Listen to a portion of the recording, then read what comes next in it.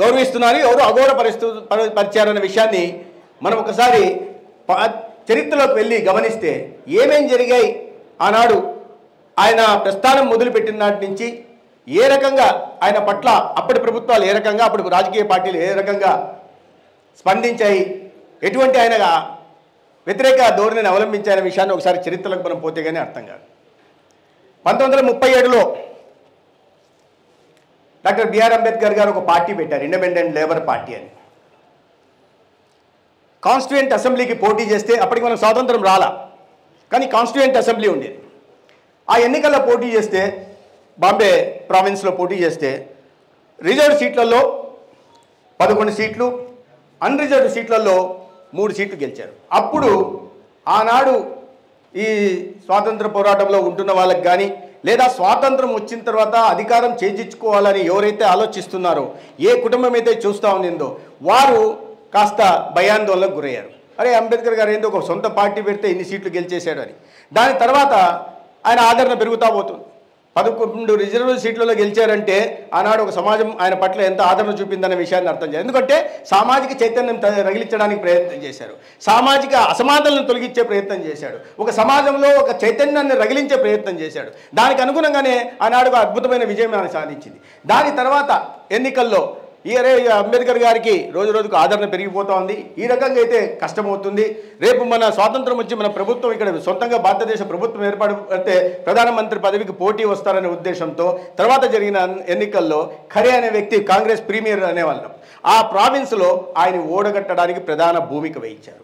సరే ఆయన ఓడిపోయారు. అంబేద్కర్ గారు లాంటి వ్యక్తి అంటే గొప్ప మహోన్నత వ్యక్తిత్వం ఉన్న వ్యక్తి చట్టసభల్లో లేకపోతే దేశానికి ఇబ్బంది వస్తుందనే ఉద్దేశంతో జోగ్నాథ్ మండల్ అనే ఒక ఆయన కలకట్టాలో అప్పుడు ప్రావిన్స్లు ఉండేవి, ప్రావిన్స్లు ఉండే రాష్ట్రం కాకుండా ప్రావిన్స్లు ఉండే, దేశం ఒకటిగా కాదు కదా, ప్రావిన్స్ బ్రిటిష్ వాళ్ళ పాలనలో ఉండేది కాబట్టి కలకట్టా ప్రావిన్స్లో ఆయన తీసుకెళ్లి పోటీ చేయించారు. జోగేంద్రనాథ్ మండల్ అని ఆయన ఒక నాయకుడు, ఆయన శూద్ర దళిత సమాజానికి సంబంధించిన నాయకుడు. అక్కడ ఆయన గెలిచాడు. గెలిచిన తర్వాత స్వాతంత్రానికి ముందు విభజన జరిగింది. అంబేద్కర్ గారిని ఏ రకంగా దెబ్బ కొట్టాలి అనే ఆలోచనతో ఒక దుర్బుద్ధితో ఉన్న అప్పుడు నెహ్రూ ఆ ప్రాంతాలు ఎక్కడైతే అక్కడ ప్రతినిధులుగా ఎన్నుకోబడ్డారో ఈయన మద్దతు అంబేద్కర్ గారికి మద్దతు తెలుపుతున్న ప్రతినిధులు వాళ్ళని కుందుపూర్ కానీ బర్సేలి అనే ప్రాంతాలని వాటిని ఈస్ట్ పాకిస్తాన్లోకి అంటే ఈనాడు ఉంటున్న బంగ్లాదేశ్లోకి కలిపేశారు.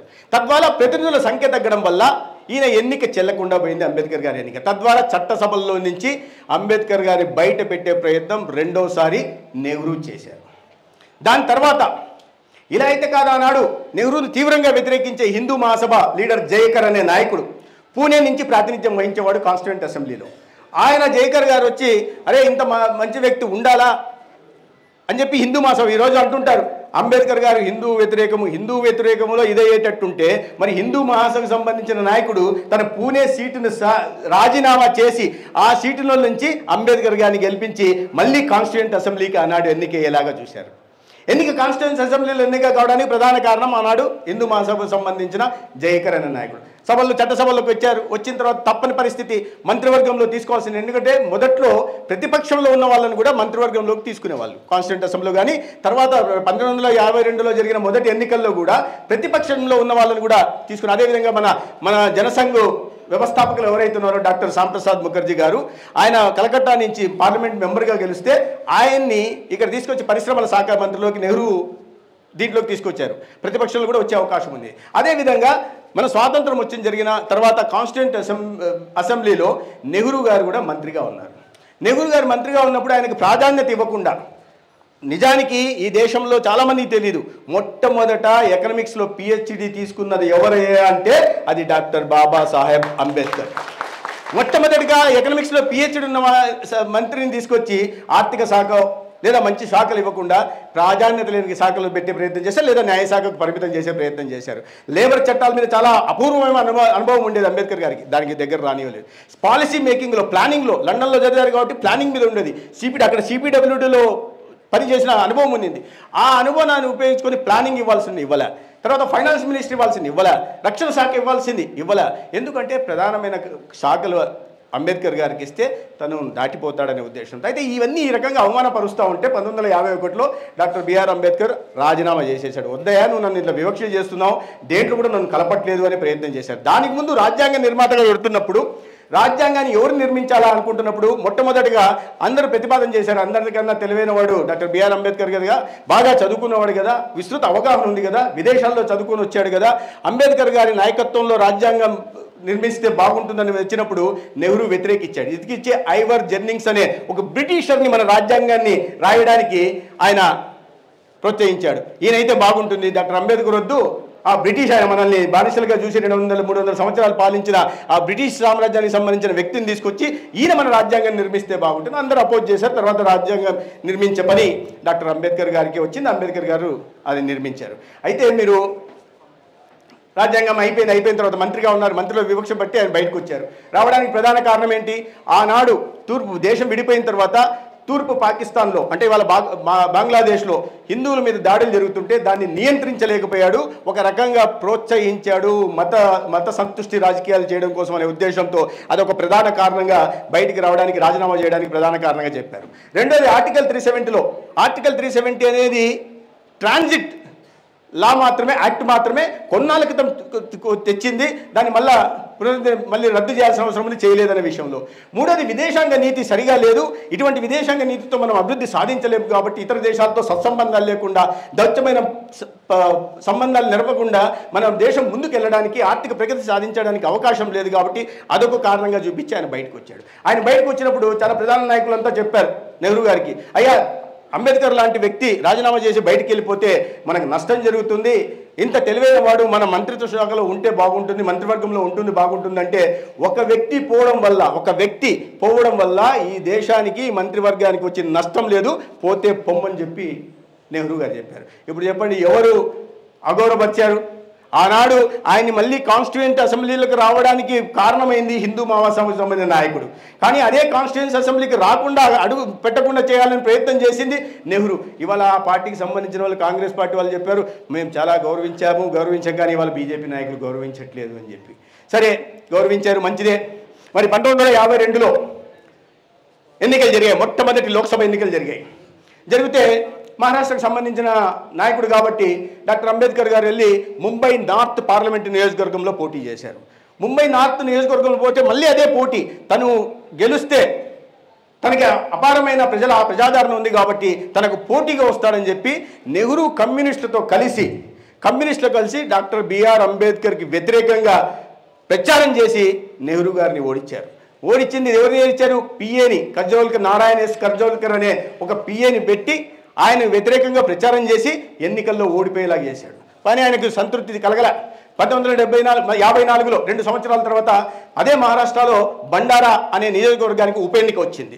ఉప ఎన్నిక వస్తే సరే, అందరూ ప్రోద్బలంతో మీరు పోటీ చేయాలా, మీరు ఉండాలని చెప్తే అంబేద్కర్ గారికి వెళ్ళి అక్కడికి వెళ్ళి ఉప ఎన్నికలో పార్లమెంట్ సభ్యునిగా పోటీ చేశారు. పోటీ చేస్తే మళ్ళీ ఆ బాంబేలో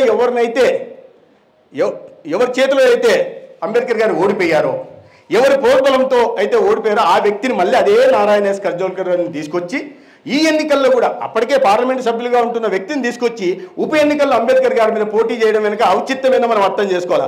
అంటే అంబేద్కర్ గారిని అవును ఈ వ్యక్తితో నిన్ను ఓడించాను, అదే వ్యక్తితో మళ్ళీ నిన్ను ఉప ఎన్నికల్లో కూడా ఓడిస్తానని చెప్పిన విధంగానే 1954లో బండారా నియోజకవర్గంలో కూడా రెండోసారి అతి దారుణంగా అంబేద్కర్ గారిని ఓడించే ప్రయత్నం చేశారు. మొదటి ఎన్నికల్లో ఓడిపోయిన తేడా 800 ఓట్లు అయితే చెల్లని ఓట్లు 16,000గా చూపించారు. ఎందుకంటే ఆ ఎన్నికలు నిజానికి గెలిచినా కూడా చెల్లని ఓట్లు ఎక్కువగా చూపించేసి ఆనాడు అవకాశం ఉంది. ఈనాడులాగా పూల్ ప్రూఫ్ సిస్టమ్ ఆనాడు లేదు. కాబట్టి తన అధికారం ఉంది కాబట్టి అధికారాన్ని అర్థం పెట్టుకుని తను ప్రధానమంత్రిగా ఉంటున్నాడు కాబట్టి అంబేద్కర్ గారిని రెండోసారి కూడా ఓడగొట్టారు. మళ్ళీ గౌరవించాం అంటాడు. సరే, అంబేద్కర్ గారు అంత పెద్ద రాజ్యాంగం నిర్మించారు. తర్వాత 2 సంవత్సరాలకి 1956లో వారు నిర్యాణం చెందారు. వారు నిర్యాణం చెందినప్పుడు కూడా బాంబే మున్సిపాలిటీకి సంబంధించిన మేయర్ ఒక ఉత్తరం రాస్తాడు. అయ్యా నెహ్రూ గారు, మన కాలంలో అంబేద్కర్ గారికి అన్యాయం జరిగింది, మన కారణంగా 2 ఎన్నికల్లో వాడు ఓడిపోయారు, మన కారణంగా వాడు రాజీనామా చేసే పరిస్థితి వచ్చింది. ఏదైనప్పటికీ కూడా అవన్నీ మర్చిపోదాం. నెహ్రూ లాంటి మహనీయుడికి ఆయన పుట్టిన స్థానంలో ఒక స్మారక స్తూపం నిర్మించాల్సి ఉంది. ఆయన గురించి ఒక మెమోరియల్ నిర్మిస్తే భావితరాలు ఆయన ఈ దేశం కోసం చేసిన సేవలు, ఈ దేశం కోసం చేసిన త్యాగాలు గుర్తుపెట్టుకుంటాయి. అవి నిలబడాలంటే ఆయన గురించి ఒక మెమోరియల్ నిర్మిస్తే బాగుంటున్న ఉత్తరం రాస్తే నెహ్రూ గారు అంటారు, ఈ మెమోరియల్ నిర్మించే పని ప్రభుత్వాన్ని కాదు, అవసరమైతే వాళ్ళ కుటుంబ సభ్యులు చేసుకోమని చెప్తాడు. ప్రభుత్వాన్ని కాదట. అదే నెహ్రూ 54 ఎకరాల్లో ఆయన చనిపోతే ఢిల్లీలో స్మృతి మెమోరియల్ నిర్మించారు. అది పక్కన పెట్టండి. చనిపోయినప్పుడు ఏం చేస్తారు? మామూలుగా అంత పెద్ద వ్యక్తి ఢిల్లీలో 1956 డిసెంబర్ 6వ తేదీ ఢిల్లీలో అంబేద్కర్ గారు చనిపోయారు. ఢిల్లీలో చనిపోయినప్పుడు మహాత్మా గాంధీకి అంత గొప్ప వ్యక్తిత్వమే కదా అంబేద్కర్ గారిది కూడా. అంత పెద్దని మనం కట్టాం, మంచిది, మహాత్మా గాంధీకి కట్టున్నారు. అదేవిధంగా అక్కడ కట్టారు. కానీ ఆయన చనిపోతే ఢిల్లీలో అంత్యక్రియలు చేయడానికి వీల్లేదు, మీరు తీసుకెళ్ళండి అన్నారు. తీసుకెళ్ళండి దీనికి ఏం చేశారు? వాళ్ళ భార్యకి చెప్పారు, మీరు తీసుకెళ్ళిపోండి, పార్థివ దేహాన్ని ఇక్కడ ఉంచడానికి లేదని. ఆ పార్థివ దేహాన్ని తరలించడానికి స్టేట్ ఎయిర్క్రాఫ్ట్ అంటే ప్రభుత్వ విమానాన్ని ఇచ్చారు. ప్రభుత్వ విమానాన్ని ఇచ్చి ఢిల్లీ నుంచి, ఎందుకంటే ఢిల్లీలో ఆయన అంత్యక్రియలు నిర్వహిస్తే అక్కడ ఆయనకు మెమోరియల్ నిర్మించాల్సి వస్తుంది. కాబట్టి నిర్మిస్తే మళ్ళీ ప్రజలు గుర్తుపెట్టుకుంటారు, భావితరాలు గుర్తుపెట్టుకుంటాయి, పదే ప్రజలు గుర్తు చేసుకుంటారు ఆయన చేసిన సేవలు, త్యాగాలు. అవన్నీ పూర్తిగా ఆయన చరిత్రలో మార్చాలనుకుంటే, ఎందుకని ఆ రాజీనామా చేసినప్పుడు రాజీనామాలో ఆయన ప్రస్తావించిన అనేక అంశాలని ఆ రాజీనామా లేఖ కూడా ప్రతి లేకుండా నెహ్రూ గారు దాన్ని పూర్తిగా తీసి పడేశారు. ఎక్కడ మీకు అందుకే ఆయన రాజీనామా విషయంలో రాసిన లెటర్లలో చాలా విషయాలు లేవు. ఆయన తన బుక్లో రాసుకున్న విషయాలు ప్రస్తావించడం ఉన్నాయి తప్పిస్తే ఆ రాజీనామా ప్రతి ఎక్కడ లేదు, దాని కాపీ ఎక్కడ లేదు. ఎందుకంటే ఆ రాజీనామా లెటర్ చాలా విస్తృతంగా రాశారు. నెహ్రూ విధానాలను ఎండగట్టాడు ఆయన. కాబట్టి అవన్నీ బయటపడతాయి. కాబట్టి ఆ విధంగా చేశారు. సరే, స్టేట్ ఎయిర్క్రాఫ్ట్ పెట్టారు, మంచిదే, సంతోషం. కనీసం అంత్యక్రియలు ఢిల్లీలో చేయడానికి అవకాశం కలిగించకపోయినా కనీసం తీసుకెళ్ళి ముంబైకి తీసుకెళ్ళడానికి అవకాశం ఉంది. బాంబే తీసుకెళ్ళడానికి విమానం అయింది, విమానంలో తీసుకెళ్లారు. తీసుకెళ్ళిన తర్వాత వాళ్ళ భార్యకి, సతీమణికి మళ్ళీ బిల్లు పంపించారు. అమ్మా, మీ ఆయన తీసుకెళ్ళావు కదా, ఆ బిల్లు కట్టు అని. అంటే ఎంత దౌర్భాగ్యమో చూడండి. అటువంటి మహనీయుని పార్థివ దేహాన్ని తరలించడాన్ని కూడా ఒక వ్యాపారంగా చూసి, ఒక వితంతువుని, అటువంటి మహనీయుడికి ఆయన వెంట నిలిచి ఆ సహచరునిగా ఉండి ఈ రాజ్యాంగాన్ని, అద్భుతమైన రాజ్యాంగానికి అందించడానికి సగభాగం బాధ్యత భూమికి పోషించిన ఆమెను కూడా ఇబ్బంది పెడుతూ మీరు బిల్లు కట్టండి అమ్మా అన్నారు. ఇప్పుడు మళ్ళీ అంటారు వాళ్ళు, నెహ్రూను మేము గౌరవించాం. మీరు చెప్పండి, మీకు ఎవరికన్నా అనిపిస్తుందా ఇవన్నీ సంఘటనలు విన్న తర్వాత నెహ్రూను గౌరవించినట్టుగా మీకు ఎక్కడన్నా అనిపిస్తుందా? 1955లో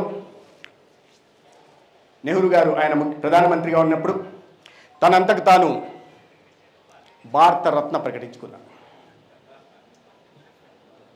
తనంతకు తాను భారతరత్న ప్రకటించుకున్నాడు. మంచిది, ప్రధానమంత్రిగా తీసుకున్నాడు, అయిపోయింది. కానీ ఆయన జీవించున్నంత కాలం అంబేద్కర్ గారికి భారతరత్న ఇవ్వాలనే ఆలోచన ఆయన చేయలేదు. సరే, ఆయన మరణించారు. ఆయన కుమార్తె ఇందిరాగాంధీ గారు అయ్యారు. వాళ్ళ కుటుంబ ప్రయోజనాలు తప్ప, ఈ దేశం మీద ఆ కుటుంబం పెత్తనం తప్ప, ఇతరులు ఎవరైనా తెలివైన వాళ్ళు కానీ, సమర్థత కలిగిన వాళ్ళని కానీ, వారిని స్వాగతించే కానీ, వారి లక్షణాల గురించి ఎక్కడన్నా ప్రస్తుతించే అలవాటు లేని ఆ కుటుంబానికి సంబంధించిన రెండో వ్యక్తి ఈ దేశానికి ప్రధానమంత్రి ఇందిరాగాంధీ అయినప్పుడు తనన్న కనీసం చెయ్యలే. 1971లో ఆమె ప్రధానమంత్రిగా ఉండి తనంతకు తానే భారతరత్న ప్రకటించుకునేది. ఆమెకు కూడా అనిపించలే, అరే ఇంత పెద్ద మాటలు మాత్రం అంబేద్కర్ గారి, చేతులు మాత్రం వాళ్లకు ప్రకటించలే. కానీ అన్నిటికన్నా దౌర్భాగ్యకర విషయం ఏంటంటే, మీకు నచ్చలేదు అంబేద్కర్ గారు, మీరు ప్రకటించుకున్నారు అంబేద్కర్ గారు ఆయా అర్హత లేదని మీరు భావించారు, మీ కుటుంబం భావించింది. కాబట్టి మీరు ఆయన భారతరత్న ఇవ్వాలా, దానికి అర్హుడు కాదని మీరు అనుకున్నారు, ఇవ్వలేదు. కాదు, సరే, మీ అభిప్రాయం అది. ఆ దేశానికి సంబంధించి జాతికి గర్వించదగ్గ బిడ్డకు ఇవాళ మీరు భారతరత్న ఇవ్వలేదు. కానీ అన్నిటికన్నా అవమానపరిచే విషయం ఏంటంటే, 1970 సంవత్సరంలో ఇందిరాగాంధీ గారు ఎవరి చేతిలోనైతే కజ్రోడ్కర్ అనే వ్యక్తి చేతిలో అంబేద్కర్ గారు 2 సార్లు ఓడిపోయారో, ఎవరి కారణంగానైతే ఆయనను ఓడించడం కోసం ఏ వ్యక్తినైతే తెర మీదకి తీసుకొచ్చారో ఆ వ్యక్తికి పద్మభూషణ్ అవార్డు ఇచ్చి సత్కరించారు. ఒక సామాజిక సేవకుడిగా చూపించాడు. ఈ దేశంలో సామాజిక చైతన్యం తీసుకొచ్చి అనగాహన వర్ణాలకు అండగా నిలబడి ఇవాళ అనేక మంది ఇవాళ చదువుకున్నారంటే, ఉద్యోగాలు ఉన్నారంటే, ఈ దేశానికి రాష్ట్రపతి అయినారంటే, ఉపరాష్ట్రపతులుగా ఉంటున్నారంటే అది అంబేద్కర్ పెట్టిన భిక్ష అనే విషయాన్ని మర్చిపోయి ఒక మామూలు వ్యక్తిని ఆయనను ఓడించాడనే ఒకే ఒక కారణం చేత తీసుకెళ్లి పద్మభూషణ్ అవార్డు ఇచ్చి ఏ రకంగా అవమానించే అనువున జీవించినంత కాలం ప్రతి చోట ఓడించే ప్రయత్నం చేశారు. మరణించిన తర్వాత కూడా ఆయన పార్థివ దేహాన్ని తరలించే విషయంలో అవమానం చేశారు. తర్వాత కూడా తమంతకు తాము పద్మభూషణ్ భారతరత్న అవార్డు ఇచ్చుకొని అంబేద్కర్కి మాత్రం ఇవ్వకుండా కావాలని అవమానాన్ని గుర్తు చేయడం కోసం పుండి మీద ఏం చల్లుతారు, కారం చల్లే విధంగా మళ్ళీ తీసుకొచ్చి చనిపోయిన తర్వాత కూడా అంబేద్కర్ గారిని వెంటాడే వదలలేదు. వాళ్ళు చనిపోయిన తర్వాత కూడా ఆయన అవమానించడం మానలేదు. ఆ రకంగా మళ్ళీ అవమానించారు. వాళ్ళు అంటారు అంబేద్కర్ గారిని గౌరవించింది మేమని. మనమేమందాం? ఎవరు వాళ్ళు గౌరవించారా? గౌరవించారని మాట్లాడతారు. అనేక సందర్భాల్లో ఈ రకంగా ప్రతి చోట అవమానించారు. చివరికి ఆ భారతరత్న ఇవ్వాల్సి ఎప్పుడు ఇచ్చారయ్యా అంటే 1989లో కేంద్రంలో భారతీయ జనతా పార్టీ ప్రభుత్వం ఏర్పడిన తర్వాత, సమర్థంతో ప్రభుత్వం ఏర్పడిన తర్వాత, విపి సింగ్ ప్రధానమంత్రి అయిన తర్వాత ఆనాడు బీజేపీకి దాని ముందు ఎన్నికల్లో కేవలం 2 సీట్లు వస్తాయి 84లో. 89కి వచ్చేసరికి బీజేపీకి 85 పార్లమెంటరీ సీట్లు వచ్చాయి. పార్లమెంట్లో రెండో అతిపెద్ద పార్టీగా ఆనాడు అవతరించింది. ఆనాడు అటల్ బిహారీ వాజ్పేయి గారు ప్రతిపాదన చేస్తే విపి సింగ్ గారు ఆ మహనీయుడికి భారతరత్న ఇచ్చారు. ఆయన చనిపోయింది 1956లో అయితే 1990 దాకా భారతరత్నకు అర్హుడు కాదని అన్నాళ్ళు అధికారంలో ఉన్న కాంగ్రెస్ పార్టీ భావించి మళ్ళీ అదే కాంగ్రెస్ పార్టీకి సంబంధించిన ఒక పిపీలకమైన రాహుల్ గాంధీ చరిత్ర అంటే తెలియనివాడు, చెట్టు పేరు చెప్పి కాయలు అమ్ముకునేవాడు, కుటుంబం పేరు చెప్పుకొని ఇవాళ మన మీద పెత్తనం చలాయించాలని చూసేవాడు, ఈ దేశ ప్రజల్ని బానిసలుగా చూసి వాళ్ళ కుటుంబ ప్రయోజనాన్ని మాత్రం కోరుకొని స్విస్ బ్యాంకుల్లో ఆస్తులు దాచిపెట్టుకున్న వాళ్ళు ఇవాళ అంబేద్కర్ గారిని గౌరవిస్తున్నది మేమే అని చెప్తూ భారతీయ జనతా పార్టీ మీద నిందలు మోపే ప్రయత్నం చేస్తుంటే మరి ఈ విషయాన్ని ప్రజల్లోకి తీసుకెళ్లాల్సిన అవసరం ఉందా లేదా? ప్రజల్లో అవగాహన కలిగించాల్సిన అవసరం ఉందా? ఆయన పుట్టిన స్థానాన్ని గౌరవించలేం. కానీ నిజానికి ఆయన అంబేద్కర్ గారికి నిజమైన నివాళులు అర్పించింది మొట్టమొదటిగా భారతరత్న అవార్డు ఇప్పించి మన పార్టీ నాయకుడు అయిన అటల్ బిహారీ వాజ్పేయి గారి నాయకత్వంలో జరిగితే, తర్వాత నరేంద్ర మోడీ గారు ప్రధానమంత్రి అయిన తర్వాత, ఏనాడైతే 1949 నవంబర్ 26వ తేదీ మనం ఆ రాజ్యాంగాన్ని, అంబేద్కర్ గారి రాజ్యాంగం ఆమోదించబడిందో ఆ రోజుని నేషనల్ కాన్స్టిట్యూషనల్ డేగా అవాళ అనౌన్స్ చేశారు. మొన్న ఈ సంవత్సరం ఆయన జన్మదినాన్ని జాతీయ సెలవు దినంగా ప్రకటించారు. ఇన్నాళ్ళు ప్రకటించాలని కూడా ఆలోచించారు. జాతీయ సెలవు దినంగా ప్రకటించారు. అది కాకుండా ఆయన పుట్టిన స్థానం military head quarters of war అని మధ్యప్రదేశ్లోని ఇండోర్ దగ్గర వారి తండ్రి అక్కడ పనిచేసేవాడు మిలిటరీలో. కాబట్టి అక్కడ military head quarters of war అంటారు, దాన్ని మౌ అని పలుకుతారు. అక్కడ ఆయన జన్మించాడు. అక్కడ ఒక అద్భుతమైన ఆయన పుట్టిన స్థానం కాబట్టి జన్మభూమి పేరుతో ఒక మెమోరియల్ని నరేంద్ర మోడీ గారు ప్రధానమంత్రి అయిన తర్వాత నిర్మించారు. తర్వాత లండన్లో ఆయన చదివిన స్థానం దాన్ని శిక్షా భూమి పేరుతో, ఏదైతే ఆ ప్రాంతంలో ఉన్నాడో అది ప్రైవేటు ప్రాపర్టీ అయితే దాన్ని మన భారత ప్రభుత్వం దాన్ని కొని దాన్ని కూడా ఒక మెమోరియల్గా అభివృద్ధి చేసి లండన్లో వాళ్ళకు కూడా అంబేద్కర్ గొప్పతనం ఏందో తెలిసేలాగా చేసింది. పుట్టిన ఊర్లో మధ్యప్రదేశ్లో చేసింది, భారతదేశంలో చేసింది. ఆయన చదువుకున్న చోట కూడా అంబేద్కర్ గొప్పతనం తెలిసేలాగా, ప్రపంచానికి చాటి చెప్పేలాగా ఒక మెమోరియల్ నిర్మించింది. ఇవాళ ఎవరైనా ఈ దేశం నుంచి అక్కడికి పోయినప్పుడు విదేశాల నుంచి వచ్చిన వాళ్ళందరూ కూడా అంబేద్కర్ మెమోరియల్ చూద్దాం, అంబేద్కర్ ఇంత మంచి పని చేశాడంట, 145 కోట్ల మంది భారతీయులు చాలా గొప్పగా చెప్పుకునే వ్యక్తిత్వం అంటాన్ని చూస్తున్నారంటే అంబేద్కర్ని గౌరవించింది ఎవరో ఇవాళ ప్రజల్లోకి మనం చెప్పాల్సిన అవసరం ఉంది. అయిపోయింది. తర్వాత ఆయన దీక్ష తీసుకున్నారు, బుద్ధిజం తీసుకున్నారు. దాన్ని నాగ్పూర్లో దాన్ని దీక్షా భూమి అంటారు. ఆ ప్రాంతాన్ని కూడా ఆయన ఏ ప్రాంతంలోనైతే దీక్ష తీసుకున్నాడో ఆ ప్రాంతంలో కూడా ఆయన గుర్తుండేలాగా, ఆయన చేసిన సేవలు జాతికి తెలిసేలాగా ఒక స్తూపాన్ని నిర్మించారు, ఒక మెమోరియల్ని స్థాపించారు. అదేవిధంగా ఢిల్లీలో ఆయన మహాపరినిర్వాణ అంటే శివైక్యం చెందిన చోట ఎక్కడైతే ఈయన అంత్యక్రియలు జరపడానికి కూడా లేదు, ఈ పార్థివ దేహాన్ని మీరు తీసుకుపోమని చెప్పి నెహ్రూ అవమానించాడో అదే గడ్డ మీద ఒక అద్భుతమైన ఇంటర్నేషనల్ స్టాండర్డ్తో ఒక కన్వెన్షన్ సెంటర్ నిర్మించి డాక్టర్ బిఆర్ అంబేద్కర్ పేరు పెట్టి ఇవాళ ఏ ప్రాంతంలో అయితే ఆయన శివైక్యం చెందాడో ఆ ప్రాంతంలో కూడా ఈ మెమోరియల్ని స్థాపించింది కూడా మళ్ళా మన ప్రభుత్వమే.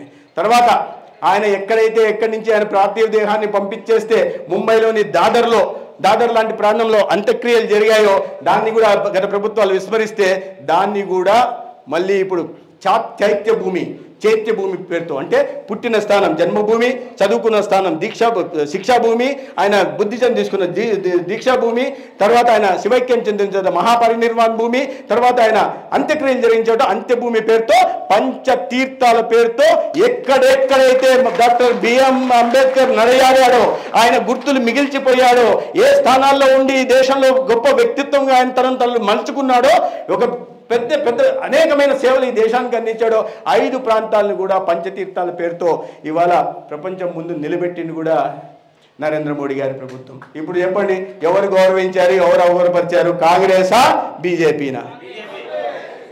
అగౌరవపరిచింది ఎవరు? గౌరవిస్తుంది ఎవరు? ఇది తెలియాలి ప్రజల్లోకి. ఇది ఒక్క మాట ఎక్కడ చరిత్రలో అన్ని లిఖించబడ్డాయి, చరిత్రలో ఉన్నవి. తర్వాత ఏంటయ్యా చెప్పారు? మీడియాలో ఎందుకంటే ఇంకా అవగాహన కల్పించాలి మీడియా కూడా, ఎందుకంటే అయిపోయింది. ఒకసారి అనుకున్నాం కదా, అంబేద్కర్ వచ్చాడు, అంబేద్కర్ జయంతి రోజు వెళ్తాం దండేస్తాం, అంబేద్కర్ వర్ధంతి రోజు వెళ్తాం దండేస్తాం, ఇంటికి పోతాం. అంతేగాని ఆయన చూపిన ఆశయాల్ని ఆచరించాలి కానీ, ఆయన చూపిన మార్గంలో అనుసరించాలని కానీ ఆలోచించారు. ఆ రకంగా నిజంగా మనసా వాచ ఆలోచిస్తున్నది. ఇవాళ నిజమైన స్వేచ్ఛ, సమానత్వం, సామాజిక న్యాయం గురించి ఏదైతే అంబేద్కర్ ప్రవరించారో దాన్ని మనసా వాచ కర్మన అమలు చేస్తున్నది. రాజ్యాంగ స్ఫూర్తికి లోబడి ప్రజాస్వామ్య విలువల్ని పరిరక్షిస్తున్నది కూడా ఇవాళ భారతీయ జనతా పార్టీ, ఎన్డీఏ ప్రభుత్వం అనే విషయాన్ని ప్రజలకు చెప్పాలా. అది మనం చెప్తే కానీ మీడియా ద్వారా ప్రజల్లోకి వెళ్ళరు. అందుకని ఇటువంటి అవగాహన సమావేశాలు ఇస్తున్నాం. తర్వాత ఇంకోటి, వీళ్ళు రాజ్యాంగ సవరణలు చేసేస్తున్నారు, మొత్తం రాజ్యాంగం మార్చేస్తున్నారు అనేది కూడా ఒక వాదన. నమ్మారు చాలా చోట్ల. ఒకప్పుడు బీహార్ ఎన్నికల్లో రాజ్యాంగాన్ని మారుస్తున్నారంటే రిజర్వేషన్ తీసేస్తున్నారంట అన్నారు, నమ్మారు. మన యూపీ ఎన్నికల్లో కూడా ఆ మాట అన్నారు, కొద్దిగా నమ్మారు. తద్వారా మనకు నష్టం జరిగింది. ఇప్పుడు రాజ్యాంగ సవరణలు ఎవరేం తెచ్చారో, దేనికోసం తెచ్చారో ఒక్కసారి ఆలోచిద్దాం. రాజ్యాంగంలో 368 చట్టం ఆర్టికల్ ప్రకారం రాజ్యాంగ సవరణ చేయడానికి అవకాశం ఉంది. మొట్టమొదటిగా రాజ్యాంగ సవరణ 1951లో జరిగింది. మొట్టమొదటి రాజ్యాంగ సవరణ ఎందుకు జరిగిందయ్యా అని మీరు ఒకసారి ఆలోచిస్తే ఆశ్చర్యపోతారు. ఇవాళ ప్రజాస్వామ్యం హరించబడుతోంది, ప్రాథమిక హక్కులు కాలరాయించబడుతున్నాయి అనే మాట్లాడుతున్న వ్యక్తులు దీనికి సమాధానం చెప్పాలా.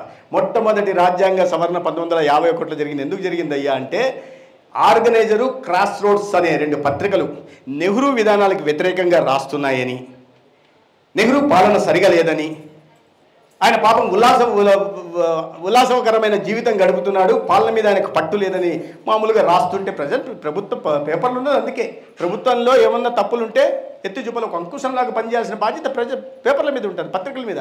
రాసినందుకు ఏం చేశాడు, దాని మీద బ్యాన్ పెట్టేశాడు. బ్యాన్ పెట్టేస్తే వాళ్ళు కోర్టుకు వెళ్ళారు.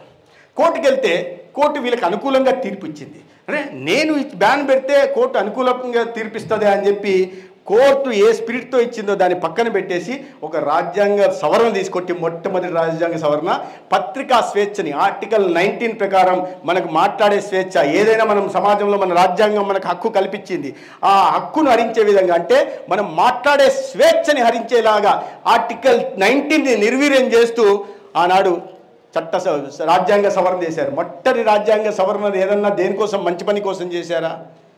ఈ దేశం ఏమన్నా వ్యవసాయ రంగంలో ముందుకెళ్ళడం కోసం చేశారా? ఈ దేశం పారిశ్రామిక రంగంలో ముందుకెళ్ళడం కోసం చేశారా? లేదా ఆర్టికల్ 370 రద్దు చేయడం కోసం చేశారా? లేదా ఈ దేశంలో ఆర్థిక సామాజిక అసమానతలను తొలగించడం కోసరా? లేదు. తనకు వ్యతిరేకంగా పత్రికలు రాస్తున్నాయి కాబట్టి ఆ పత్రికల నోళ్లు నెక్కడానికి తీసుకొచ్చి మొట్టమొదటి సవరణ. వాళ్ళు ఈరోజు అంటారు రాజ్యాంగ సవరణ తెచ్చి రాజ్యాంగాన్ని బెస్ట్ పట్టించే ప్రయత్నం. ఇప్పుడు చెప్పండి, ఎవరు రాజ్యాంగాన్ని బెస్ట్ ప్రయత్నం మొదటి ప్రయత్నంలో చేసింది ఎవరు? వాళ్ళకి అది తెలియట్లే. ఇది వెళ్ళాలి. అనేక రకాలైన రాజ్యాంగ సవరణలు చేసుకుంటూ వచ్చారు. 24వ రాజ్యాంగ సవరణ తీసుకొచ్చింది ఇందిరాగాంధీ గారు. 24వ రాజ్యాంగ సవరణలో తీసుకొచ్చి ఈ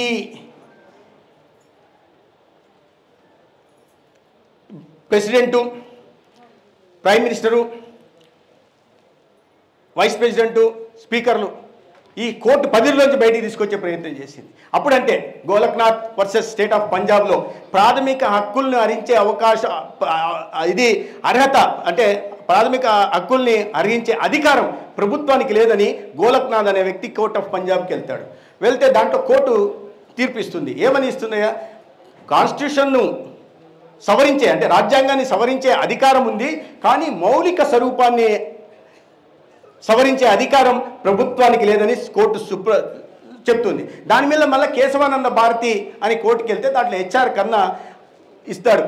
ఇచ్చి రాజ్యాంగానికి సవరించే అవకాశం ఉంది కానీ మౌలిక స్వరూపాన్ని మార్చే అవకాశం లేదన్నందుకు ఆయనను తొలగించి సీనియారిటీని చూడకుండా ఆయన జూనియర్ బిఎన్ రే అనే అతన్ని తీసుకొచ్చి చీఫ్ జస్టిస్ ఆఫ్ ఇండియా చేసింది ఆ రోజు ఇందిరాగాంధీ గారు. దాని తర్వాత 42వ సవరణ తీసుకొచ్చి 1971 అలహాబాద్ కోర్టు ఎన్నికల్లో అక్రమాలకు పాల్పడింది ఇందిరాగాంధీ, కాబట్టి ఈయన ఎన్నికలు చెల్లదని చెప్పి ఆమె ఎన్నికను రద్దు చేశారు. ఈమె పార్లమెంటు మెంబర్గా వెంటనే వెళ్ళిపోవాలని అప్పుడు 38వ సవరణ 39వ సవరణ తీసుకొచ్చి ఈ కోర్టు పరిధుల్లోంచి ప్రధానమంత్రిని, రాష్ట్రపతిని, తర్వాత ఉపరాష్ట్రపతిని, స్పీకర్ని పక్కకి తీసుకొచ్చింది. 39వ అధికారంలోంచి ఈ మార్పులు తీసుకొచ్చిన తర్వాత ఇది వెంటనే మళ్ళీ కోర్టు పరిధిలో కోర్టు దీని మీద స్పందిస్తుందేమని చెప్పి ఏప్రిల్ 7వ తేదీ లోక్సభలో పాస్ అయిపోతుంది. ఎటువంటి చర్చ లేదు. ఇటువంటి ప్రధాన బాధ్యతల్లో ఉంటున్న వాళ్ళని కోర్టు పరిధుల్లోంచి తీసేసి అవినీతికి, ఆస్కారానికి, ఒక నియంతృత్వానికి దారితీసే పరిస్థితులు కల్పించే చోట కోర్టు అధికారం లేకుండా తీసుకురావడమే కాకుండా ఎటువంటి చర్చ లేకుండా ఇవాళ చర్చ జరగట్లేదు. ఏంది రైతు చట్టాల మీద చర్చ జరగలేదు, ఏంది వక్ఫ్ మీద చర్చ జరగలేదు, విస్తృతమైన చర్చలు జరుగుతున్నాయి. వాటి అన్నిటి మీద ప్రతి స్టేక్ హోల్డర్లతో మాట్లాడుతున్నారు, సంవత్సరాలు బట్టి రాష్ట్రాలతో మాట్లాడుతున్నారు, అనేకమైన పార్లమెంటు సబ్ కమిటీల్లో మాట్లాడుతున్నారు, ఇవి ఆన్లైన్లో సలహాలు తీసుకుంటున్నారు. వాటిని పక్కన పెట్టేసి ఆనాడు వీళ్ళు నియంతలాగా వ్యవహరించి లోక్సభలో ఏప్రిల్ 7 లోక్సభలో పాస్ అయిపోయింది. ఏప్రిల్ 8 రాజ్యసభలో పాస్ అయిపోయింది. ఏప్రిల్ 9 శనివారం రాష్ట్రాలన్నీ మంజూరు తెలిపాయి. ఏప్రిల్ 10 ఆదివారం రాష్ట్రపతి పనిచేసి ఆ రోజు ఆర్డినెన్స్ తీసుకొచ్చి దాన్ని రాజ్యాంగ సవరణ అనుకూలంగా తీసుకొస్తాడు. అంటే ఎటువంటి నియంతృత్వ మనస్తత్వం ఉండిందనే విషయాన్ని మనం అర్థం. ఇటువంటి రాజ్యాంగ సవరణలు వాళ్ళ పదవిని కాపాడుకోవడానికి తీసుకొచ్చారు. మళ్ళీ 42 మినీ కాన్స్టిట్యూషన్ అంటారు. 59 రకాల సవరణలు తీసుకొచ్చారు, ఆర్టికల్ తీసుకొచ్చారు. 59 ఒక మినీ కాన్స్టిట్యూషన్ అంటే ఒక రాజ్యాంగానికి సమాంతరంగా ఇంకో రాజ్యాంగం. దాంట్లో ప్రియాంబుల్ అంటారు. ప్రియాంబుల్ ఉపోద్ఘాతం ఉంటాయి మన రాజ్యాంగం తీసినప్పుడు. ఆ ప్రియాంబుల్లో మార్చారు సెక్యులర్ సోషలిస్టు. దీన్ని సెక్యులర్ సోషలిస్ట్ అని పెట్టడానికి మొదట్లో రాజ్యాంగాన్ని నిర్మిస్తున్నప్పుడు ప్రతిపాదన నెహ్రూ చేస్తే ఆనాడు బిఆర్ అంబేద్కర్ దాన్ని వ్యతిరేకించాడు.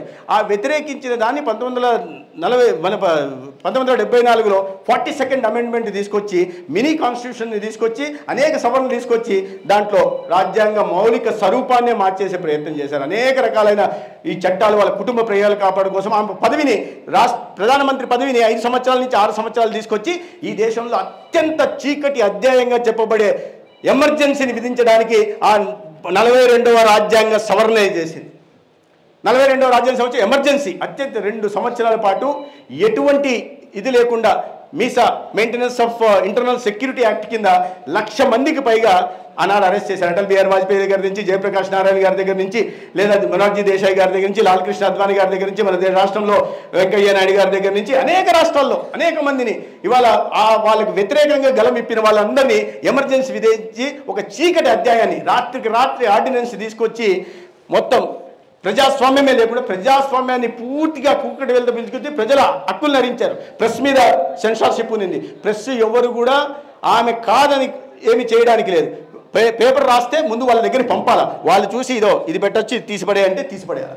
అటువంటి ప్రెస్ను నియంత్రించారు. అనేక గొంతుకలు నొక్కేశారు. 1,00,000 మందిని జైళ్ళలో పెట్టారు. ఎటువంటి విచారణ లేకుండా ఏ కేసులోనైనా ఎవరినన్నా జైల్లో పెడితే ట్రయల్ జరగాల. ఎటువంటి విచారణ లేకుండా 2 సంవత్సరాల పాటు జైల్లో పెట్టే పని చేశారు. అటువంటి నియంతృత్వ కుటుంబానికి సంబంధించిన వ్యక్తులు ఆ విషయాన్ని గతాన్ని మర్చిపోయి ఇవాళ భారతీయ జనతా పార్టీ నరేంద్ర మోడీ గారు నియంత అరే ఈ దేశానికి ప్రధానమంత్రిగా 3వసారి గెలిచిన తర్వాత కూడా తను ప్రధానమంత్రి కాదు ప్రధాన సేవకుడు అని చెప్పుకుంటా ఇవాళ స్కావెంజర్లుగా ఉంటుండే వారణాసిలో ఈ పారిశుద్ధ్య కార్మికుల కాళ్ళు గడిగి నెత్తిన నేలు చేసుకున్న వ్యక్తి ఇవాళ నియంతలాగా వాళ్ళకి కనిపిస్తున్నారు. అదే వాళ్ళ పదవిని కాపాడడం కోసం రాజ్యాంగాన్ని సమూలంగా మార్చివేసి నియంతలాగా వ్యవహరించిన వ్యక్తి మాత్రం ఇది కాంగ్రెస్ పార్టీ తీసుకొచ్చిన అనేక సవరణలు. ఇటువంటి సవరణలు తీసుకొచ్చి తర్వాత రకరకాల, కానీ ఏది కూడా మనకు ఉపయోగపడే సవరణ తీసుకురాలి. మొత్తం రాజ్యాంగ సవరణలు తీసుకొచ్చింది 105, 106 సవరణలు వచ్చాయి ఈ దేశంలో మన రాజ్యాంగం ఏర్పడిన తర్వాత. 75 సవరణలు కాంగ్రెస్ పార్టీ అధికారంలో ఉన్నప్పుడు వచ్చాయి. 9 సవరణలు జనతా పార్టీ అధికారంలో ఉన్నప్పుడు వచ్చాయి. 14 సవరణలు అటల్ బిహారీ వాజ్పేయి గారు ప్రధానమంత్రి 6 సంవత్సరాలు ఉన్నప్పుడు వచ్చాయి. నరేంద్ర మోడీ గారి సవరణలు వచ్చింది 8 సవరణలు వచ్చాయి. 8 సవరణలు ఇవాళ దేశంలో నరేంద్ర మోడీ గారి హయాంలో సవరణలు వచ్చాయి.